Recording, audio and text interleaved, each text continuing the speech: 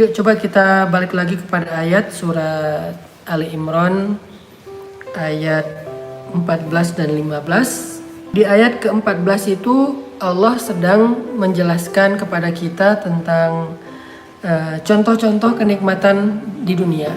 Walaupun itu bentuknya simbolik ya, tidak detail semua hal, tapi dia mewakili beberapa contoh kenikmatan dunia. Dan kita mencintai itu. Hubbus syahwat minan nisa, kita mencintai pasangan kita, atau seorang laki-laki mencintai perempuan. Dan ini yang paling pertama disebut oleh Allah, karena Allah tahu banget ini yang paling sering kita bahas. Terutama buat jomblo kan, omongan yang paling menarik itu adalah masalah love, masalah perasaan, masalah cinta, masalah hubungan. Bahkan kita kalau nongkrong tuh mungkin ngomongin tentang masalah perasaan, masalah hubungan itu 80% atau 90%, 10%-nya ngomongin masalah yang lain.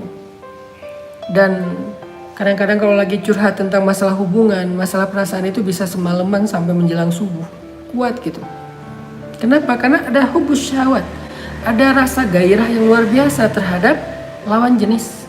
Atau bahkan yang belum jadi siapa-siapa.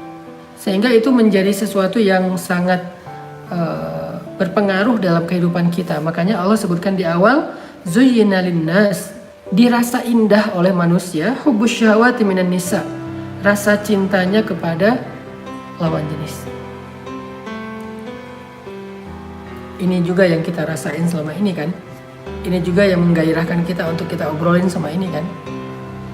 Bahkan bukan hanya para jomblo, yang udah nikah pun masih senang membicarakan ini, masih sangat menikmati masalah ini. Dan itu bukan sesuatu yang aneh, manusiawi. Tetapi Allah pengen ngasih tahu ke kita bahwa itulah dunia. Kita mencintai lawan jenis, ya. Tapi apakah akhirat? Nggak ada yang kayak gitu. Ada, bahkan lebih baik kata Allah. Di ayat 15 kata Allah, "A'unabbi'ukum bi khairin min dzalikum?" Mau nggak aku kasih tahu yang lebih baik daripada itu? Di sini Allah pengen ngasih tahu bahwa ternyata di akhirat masalah percintaan, masalah hubungan itu lebih menarik daripada di dunia. Kenapa Allah bilang cinta di akhirat itu lebih menarik, lebih baik, lebih romantis daripada di dunia? Sehingga kalau kita yang senang dengan tema cinta, harusnya kita lebih mencintai akhirat daripada dunia. Karena cinta di akhirat itu lebih keren daripada dunia. Kenapa kok cinta di akhirat itu lebih keren? Lebih romantis, lebih menarik, lebih baik? Banyak jawabannya. Satu, karena cinta di sana itu adalah cinta sejati. Cinta di dunia ini masih banyak modus, masih banyak maunya, masih cinta yang penuh dengan transaksi lah. Kita memberikan sesuatu dan kita mengharapkan sesuatu. Cinta di dunia ini mudah berubah, perasaan orang itu mudah sekali berubah. Tapi di akhirat, cinta sejati. Kenapa dibilang cinta sejati? Satu, di dalam hati pasangan kita di akhirat gak ada nama lain selain nama kita. Di akhirat pasangan kita gak punya perasaan secuil pun kepada yang lain. Kagum aja gak? Kalau di dunia kan kadang-kadang pasangan kita masih sering membandingkan kita dengan orang lain. Walaupun dia gak mencintai orang lain, tetapi dia masih suka membandingkan kita dengan orang lain. Itulah dunia. Itu kata Allah, "A'unabbi'ukum bi khairin min dzalikum?" Maukah aku tunjukkan yang lebih baik daripada itu? Cinta yang lebih baik daripada cinta dunia? Cinta di akhirat. Dan kita akan memiliki cinta di akhirat. Punya hubungan cinta di akhirat. Dengan siapa? Dengan pasangan halal kita. Dengan siapa kita akan berpasangan di akhirat? Dengan pasangan di dunia yang solih-solihah. Tetapi Allah akan perbaiki perasaan mereka nanti di akhirat. Akan diperbaiki perasaannya. Jadi gak terganggu lagi. Dan cintanya abadi. Romantisnya tuh abadi. Sifatnya itu menyenangkan banget. Kita di akhirat itu gak pernah bertengkar dengan pasangan. Tapi walaupun gak pernah bertengkar, kita juga gak pernah bosan kepada pasangan. Di dunia ini kadang-kadang kalau gak bertengkar jadi bosan ya. Kadang-kadang pertengkaran itu bagian dari cara kita untuk menyegarkan hubungan kadang-kadang, walaupun gak disengaja. Soalnya kalau habis bertengkar, biasanya tiba-tiba jadi lebih romantis, lebih hangat lagi tiba-tiba. Tapi di akhirat, kita gak bakal pernah bertengkar dengan pasangan, tapi juga gak bakal pernah bosan. Bertengkar enggak, ribut enggak, bete enggak, baper enggak, tapi bosan juga enggak. Terus apa yang kita rasakan? Seperti cinta saat baru pertama, selamanya kayak gitu. Kayak baru kenal, kayak baru pandangan pertama, kayak baru nikah hari pertama, bulan madu, kayak gitu aja sepanjang masa, selama-lamanya, kayak bulan madu terus sepanjang masa. Gak ada rasa cemburu, apalagi dengan bidadari, gak ada. Allah cabut semua perasaan yang mengganggu hati kita. Cemburu, iri, dengki, marah, baper, dicabut semua.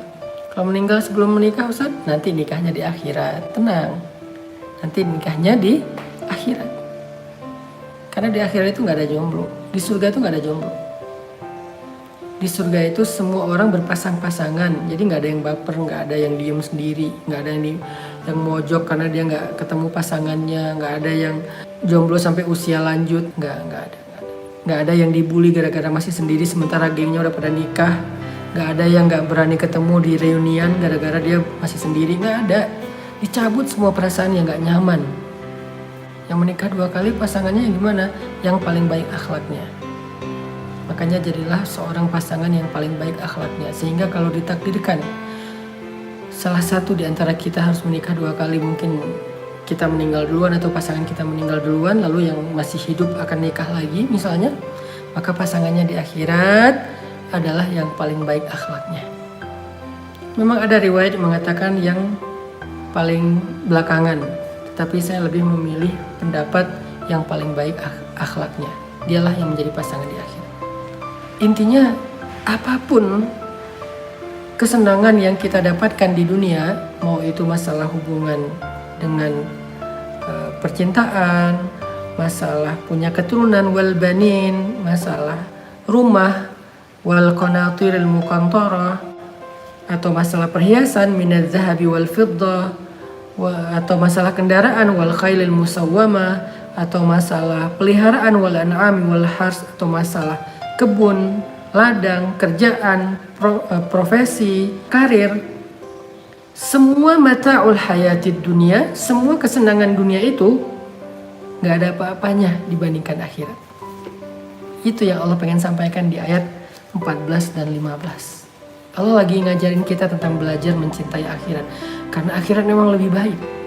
Semua yang kita nikmati di dunia itu di akhirat ada dan lebih baik. Semuanya. Semua yang baik-baik, yang menyenangkan, yang kita nikmati di dunia, itu semuanya ada di akhirat dan lebih baik.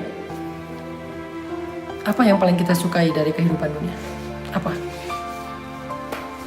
Ya, kayak tadi jawabannya, oh cinta Ustaz. Karena itu yang membuat saya happy, itu yang membuat saya bergairah, itu yang membuat saya mau berkorban, itu yang membuat saya senyum-senyum sendiri, itu yang membuat saya berbunga-bunga. Cinta Ustaz, itu yang paling indah di dunia. Itu yang paling saya sukai di dunia adalah perasaan cinta kepada pasangan. Maka di akhirat itu juga ada, bahkan lebih baik, lebih kekal, lebih romantis, lebih keren, lebih banyak kenangan, lebih banyak cerita, lebih banyak adegan-adegan indah di akhirat. Apa sih yang paling indah dari hubungan cinta? Bercinta. Di akhirat ada bercinta. Dan bercinta di akhirat ini bukan sesuatu yang vulgar yang saya pengen sampaikan, karena ada hadisnya. Kekuatan laki-laki di akhirat itu setara dengan 10 kekuatan laki-laki di dunia. Ada riwayat 100, ada riwayat 1000. Allah alam, yang jelas satu laki-laki di surga itu lebih kuat daripada sekian laki-laki di dunia, sehingga dia gak akan pernah merasa gak puas. Begitu juga dengan pasangannya. Jalan-jalan, bulan madu. Di dunia kita mau bulan madu modalnya gede, sehingga kita paling bisa merencanakan yang terbatas. Ada yang cuma bisa jalan di dalam kota, ada yang keluar kota, ada yang keluar negeri. Tapi sejauh apa sih keluar negeri? Baru bayar bill sekali makan udah kepikiran ya, makan berdua sama pasangan bulan madu nih, keluar bill 1 juta. Waduh, sekali makan 1 juta, kepikiran. Itu dunia. Di dunia itu terbatas. Di akhirat kerjaan mereka emang jalan-jalan. Kerjaan mereka emang menikmati hidup. Udah gak perlu lagi kerja. Setiap hari bisa jalan-jalan. Kemana sih jalannya? Kalau di dunia yang kecil aja, bumi yang kecil banget ini lebih kecil daripada setitik debu dibandingkan akhirat. Kita bisa jalan ke banyak tempat dan gak ada habisnya. Apalagi akhirat. Akhirat itu lebih luas daripada langit dan bumi. Langit dan bumi ini kalau disatuin dibandingkan akhirat, langit dan bumi ini cuma satu debu luasnya. Akhirat itu kerajaan yang sangat luas. Dan seluas itu milik kita sendiri. Bahkan orang yang terakhir kali masuk surga. Nih hadis tentang orang yang terakhir kali masuk surga. Siapa orang yang terakhir kali masuk surga? Orang yang beriman tetapi banyak dosa. Gak pernah sholat. Dia berzina, dia membunuh. Sehingga dia yang paling lama di neraka. Entah berapa ratus atau ribu tahun dia di neraka. Sampai habis semuanya dosa-dosanya dibakar. Tapi kemudian tersisa satu kebaikan. Apa kebaikan dia? La ilaha illallah dalam hati. Tapi gak pernah beramal, cuman la ilaha illallah aja hatinya. Maka dia keluarkan dari api neraka dengan semua bekas siksaan di tubuhnya. Lalu dia masuk ke dalam surga. Tahu gak seberapa luas surga dia? Padahal dia orang yang paling terakhir masuk surga. Mudah-mudahan kita bukan orang itu. Mudah-mudahan kita termasuk orang yang awal-awal masuk surga dan tanpa hisab. Amin. Dia orang yang terakhir masuk surga. Artinya di belakang dia udah gak ada lagi. Semuanya kekal di neraka. Tahu gak seberapa luas surga dia hanya dengan iman di dalam hati. Dia diberikan oleh Allah kerajaan seluas 10 kali kerajaan di bumi. Di dunia ini ada gak orang yang punya kerajaan satu bumi? Gak ada. Seluas apa sih imperium yang pernah ada di muka bumi? Babilonia salah satu yang gede, cuma menguasai setengah bumi. Inggris Raya cuma menguasai setengah bumi. Mongol cuma menguasai sepertiga bumi. Islam, khilafah Islamiyah cuma menguasai hampir setengah bumi. Saya belum pernah dengar dan memang gak ada raja di dunia ini menguasai satu bumi utuh, gak ada. Sekarang kalau kita lihat raja-raja modern, Uni Emirat Arab, Qatar, Kuwait, dan beberapa negara-negara kerajaan yang ada di bumi sekarang, baik di Arab atau di Eropa, seberapa luas kerajaan mereka? Kecil kan? Tapi itu aja rasanya udah agung banget, megah banget, kita sampai terbelalak, kita kita melongo ngelihat kerajaan mereka yang luar biasa. Seorang raja Arab itu naik mobil yang harganya entah berapa puluh M dan dia punya entah berapa lusin di garasi mobil kayak gitu. Dia punya yacht sendiri, dia punya kapal pesiar sendiri yang harganya mungkin 500 miliar harga satu kapal. Punya pesawat pribadi yang harganya juga sekian ratus miliar. Itu aja kita ngerasa udah wah beruntung banget ya dia. Padahal dia cuma dapat sebagian kecil dari dunia. Kalaupun dia dapat satu bumi dan itu nggak ada, itu masih kalah dengan orang yang terakhir kali masuk surga. Karena dia punya kerajaan, bukan tanah, tapi kerajaan. Arti kerajaan itu udah ada bangunannya, udah ada tamannya, udah ada fasilitasnya, udah ada semuanya dengan luas 10 kali kerajaan di dunia. Jadi kalau ada yang nanya jalan-jalan kemana, dia harus belajar tentang surga. Apa itu surga? Ma la ainun ra'at wa la udhunun sami'at. Yang gak dilihat mata, yang gak didengar telinga, wala khatara ala qalbi bashar, yang gak pernah terbersit dalam perasaan atau jiwa manusia. Itu yang terakhir. Gimana yang awal-awal atau tengah? Kerajaannya lebih luas daripada bumi dan langit.